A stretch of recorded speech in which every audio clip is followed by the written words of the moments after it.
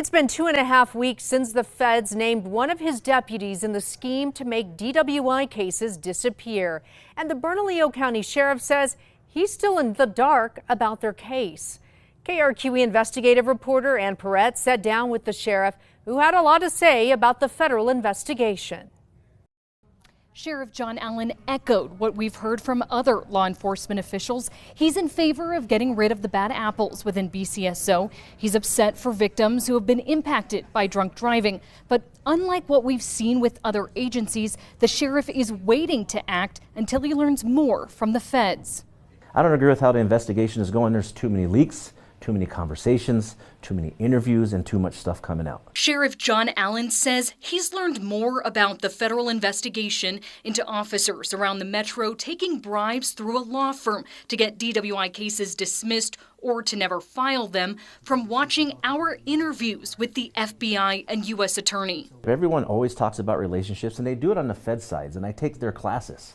They might want to take a little taste of their own medicine. Communication is very key. The sheriff says he found out a BCSO deputy is accused of taking part in the scheme when that deputy, Jeffrey Hamrill, called to let the senior staff know the FBI showed up to his house for an interview. I'm frustrated.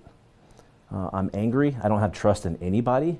I don't even have trust in the federal entities right now. 1 year ago, when the federal investigation became public, Sheriff Allen says the feds told him he didn't need to worry about anybody within BCSO at that time. For me, I know there's nothing to worry about right now. It's an investigation.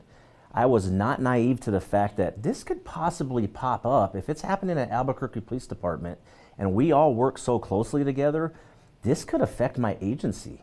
And now that it has, he says he is cooperating, but would have appreciated a heads up. I'll cooperate with you, but I don't have any more trust in you. I'm just going to call it the way it is. I asked if he's also doing his own investigation, like we've seen APD do throughout the past year. Sheriff Allen says he's not conducting internal affairs investigations yet into Hamrill or any other DWI unit members, past or current. He claims he actually can't, per the union's policy, when there's a criminal investigation already underway. What's more important to me, other than an internal affairs investigation, is criminal. The internal affairs investigation is important to me to make sure that, one, the activity and nefarious activity is stopped. I don't think that's going on anymore, and I'm pretty confident of that. So what do we know about Deputy Hamrill? BCSO says he joined the agency in February 2010, served in the DWI unit from January 2013 to November 2024, and was working in field services when he was placed on paid administrative leave on January 24th of this year.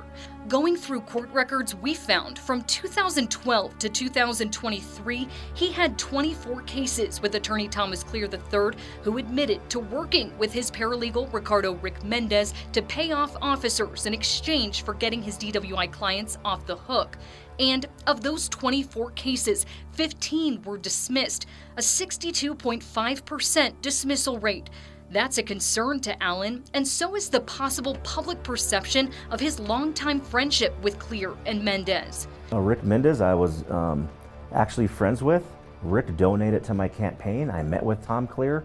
I've talked to all of them for years. That's why, and you asked earlier about emotions and is it alarming? When it comes to Rick and Tom, it is more discouraging and disappointing to know in the perception that they had access to me. Did they ever try anything with me? No, because they know how I am already.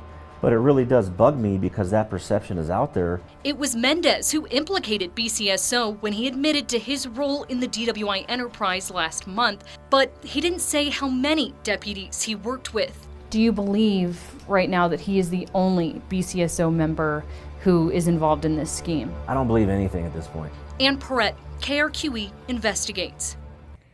And the sheriff would like to see the courts create a public database that would update in real time, letting him and other law enforcement agencies and the community know when and why a case is dismissed.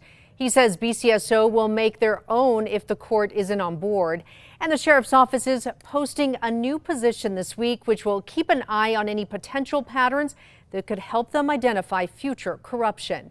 He's hoping to hire a non-law enforcement officer who will report directly to his command staff.